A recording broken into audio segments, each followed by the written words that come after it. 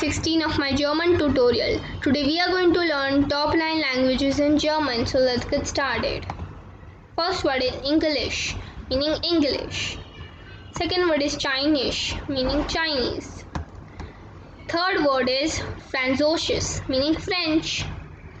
Fourth word is Spanish, meaning Spanish. Fifth word is Portugiesisch, meaning Portuguese.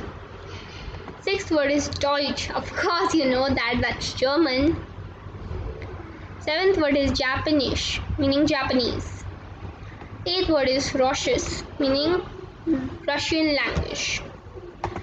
And the last and the ninth word is Arabic, meaning Arabic. So thank you for watching this video. If you like my videos, don't forget to subscribe to my channel. Thank you.